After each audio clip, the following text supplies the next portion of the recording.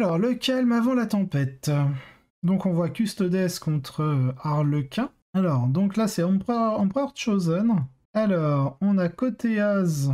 On a Koteas ici, donc Koteas qui peut permettre en fait d'aller chercher l'objectif chez les Custodes d'interrogation mentale et qui offre un deny supplémentaire. Et il a une petite règle Koteas, quand l'adversaire utilise un stratagème, on peut une fois par partie utiliser sa règle qui oblige en fait l'adversaire à devoir payer un PC supplémentaire. Si jamais il ne peut pas payer le PC supplémentaire, dans ce cas-là, l'adversaire ne peut pas utiliser ce stratagème à ce tour. Mais s'il a les PC qu'il faut, dans ce cas-là, il doit les payer. Alors, on a un Knight Centura.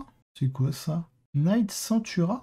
Ah, c'est pas le QG des Sœurs du Silence? Imperium Custodes, on va aller voir ça. C'est bien la première fois que je vois ce personnage. Ça doit être ça. Knight Centura, c'est ça. Knight Centura, c'est le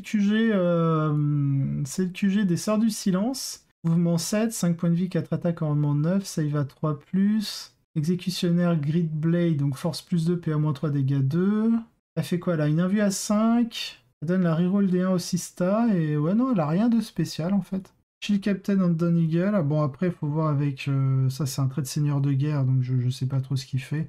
En tout cas, derrière, on a le Shield Captain Don Eagle avec l'Auric Exemplar, la Supérieure Création, la Castellan Mark pour le redéploiement, le Salvo Launcher et le type Ospire pour la reroll des 1, touche Blaze quand il charge, Trajan Valoris. On a 2 unités de Prosecutor, on a 3 unités de Sagittarum, donc on a beaucoup de tirs.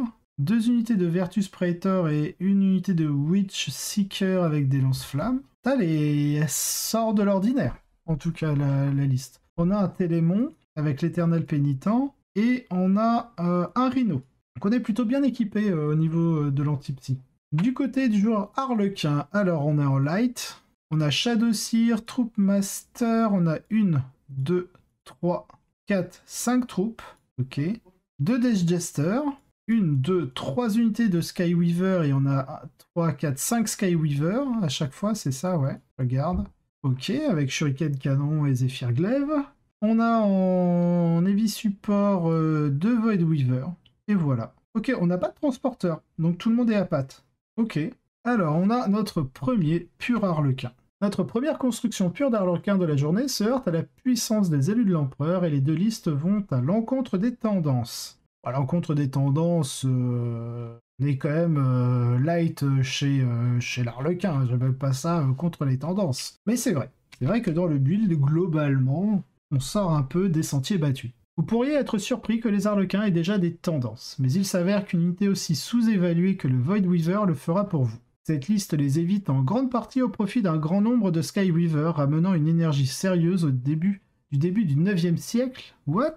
C'est quoi cette traduction? Bringing back some serious early 9th energy. Il nous fait un retour de sérieux de 9e énergie. Ouais, j'ai du mal avec ça. Alors, attends, si on traduit juste ça. En ramenant de l'énergie du début du 9e siècle. Ok, pourquoi pas? On enchaîne. Et s'appuyant sur la difficulté de les transformer en Saidats légers et sur le fait que le canon Shuriken est désormais une arme sérieuse. Oui, parce qu'elle est passée dégâts 2. Les grandes unités de moto et les escadrons complets de Void Weaver qui déchargent avec Bladestorm sont des affaires sérieuses. Et si vous voulez une escouade qui tire beaucoup, le Star Bolas est également décent maintenant, bien que cette construction s'en tienne à la mêlée. En les combinant avec 3 grosses troupes à pied, cette armée... Ah ouais, dans la 9e édition, peut-être. Ouais, je pense, Wingmar, tu as raison. Ouais, c'est ça. Bringing Back, donc on fait un retour de quelque chose de sérieux dans cette 9e édition. Dans l'énergie de cette 9e édition. Je pense qu'il faudrait le traduire comme ça. En les combinant avec 3 grosses troupes à pied, cette armée a une capacité énorme à faire des dégâts en mêlée. Elle lui permet d'être dans beaucoup d'endroits à la fois. Le tout de manière assez durable grâce à Light Saidas et Luck of the Laughing God pour relancer les sauvegardes sans fin.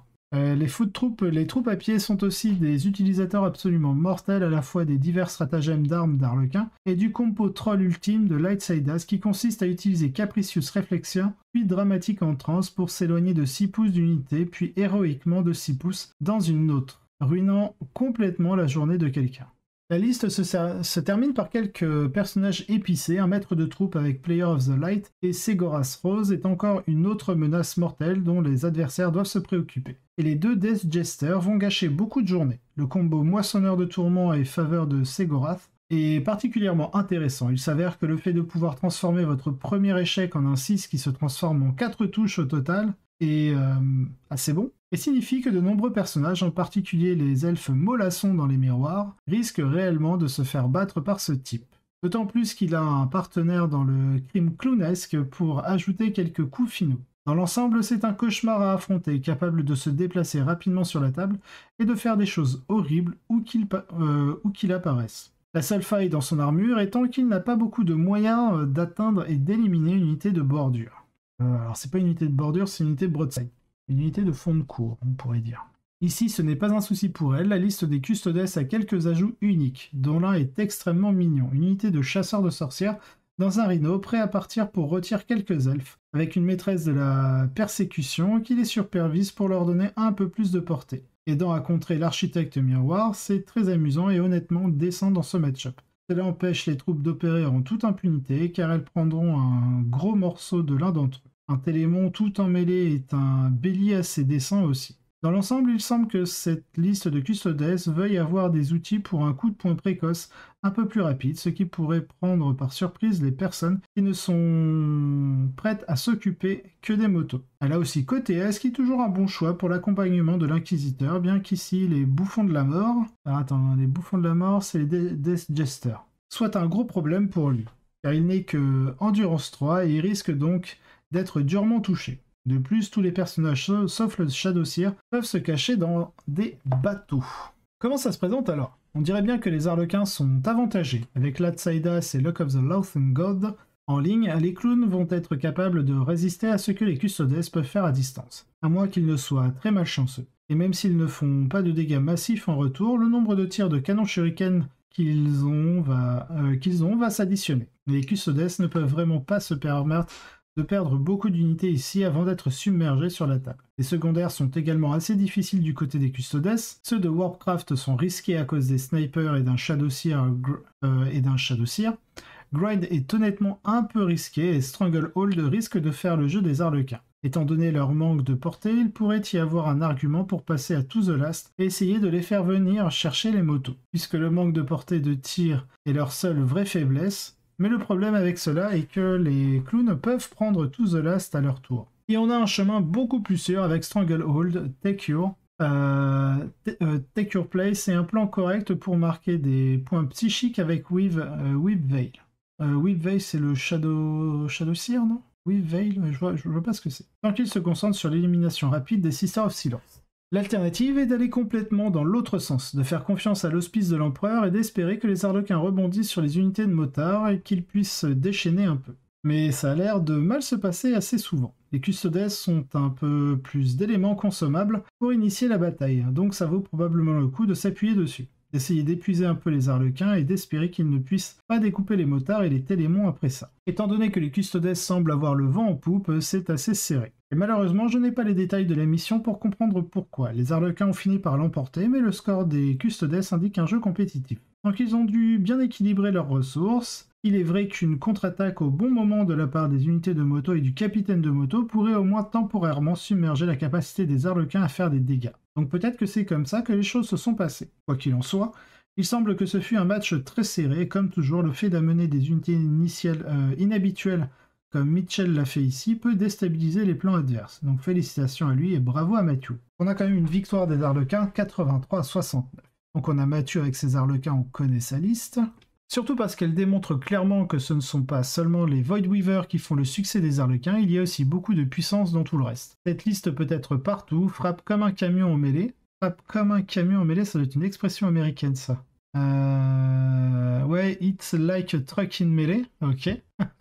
Est difficile à déplacer sans une très grande puissance de feu et est extrêmement bien placé pour utiliser la forte sélection secondaire à laquelle les Arlequins ont accès. Si vous avez encore 15 Skyweaver en réserve depuis le début de l'édition, allez-y. Et bravo à Luc pour avoir remporté notre première, mais pas dernière, victoire Arlequin de la semaine. Pourquoi Luc? Il s'appelle Mathieu. Il a bien dit Luc? Job to look for raking up our first, but not last, pure Harlequin win in the week. Il s'appelle Matthew, il s'appelle pas Luc. Enfin bref. Ensuite, en deuxième, donc on a des taux, une Farsight Enclave, avec une pile de Crisis et 3 Broadside.